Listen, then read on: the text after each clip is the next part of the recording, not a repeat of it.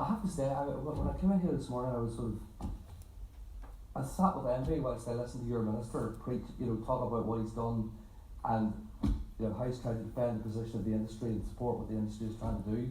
We've been sitting in Northern Ireland for the last 1,000 plus days without a minister.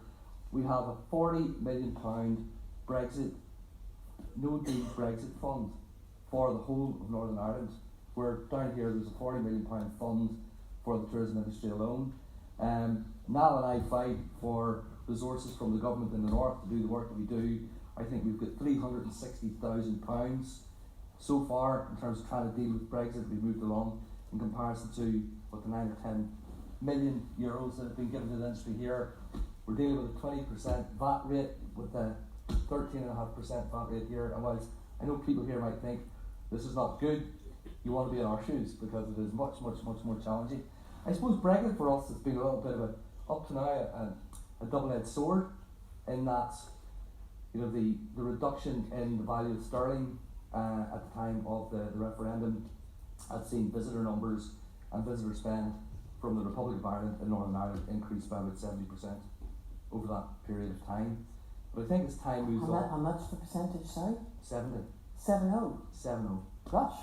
So it's had a very significant impact in terms of visitor numbers. Like saying that, I think of the total, if one looks at the spend by Republic of Ireland residents taken on the island of Ireland, Northern Ireland only accounts for about 5% of that total spend. So I think we need to get it into context of what 7% looks like in real terms. It's not it's not huge, but it's not insignificant. But what I would say is, over the period of time, I think the impact of Brexit has started to, the negative impact of Brexit has started to materialise, and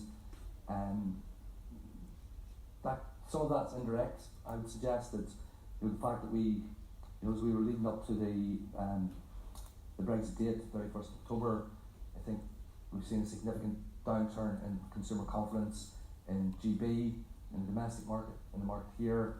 I think we've seen that start to make its way through.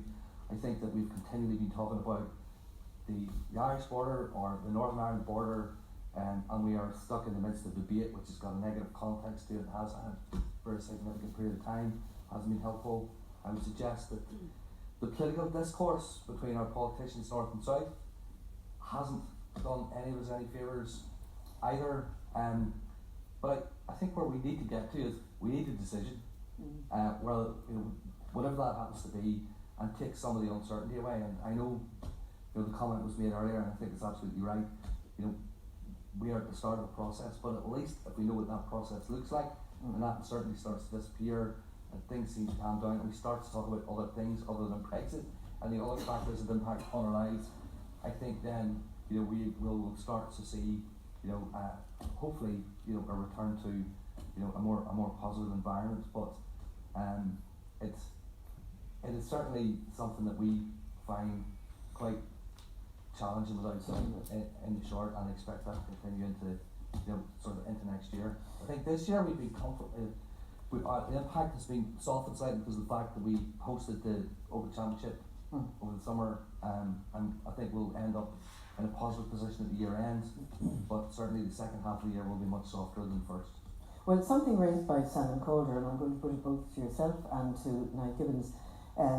He was sort of saying that the free travel area between Britain and Ireland, which will allow ordinary Britons to travel without any problems in terms of visas or passports or whatever, could actually turn out to be an important source of revenue both north and south. What do you think? Well, I agree with that. I mean, the UK market is a critical market for all of us, so the fact that you've got that ease of travel, I think, is really important. I think what we need to get away from is actually discussions around the border and discussions about the impact of what a border might have. Again, that's been negative. So again, having some certainty and being clear of the fact that a border will not exist and that free travel already exists, and getting those messages out, I think, in the UK market is going to be really important for all of us.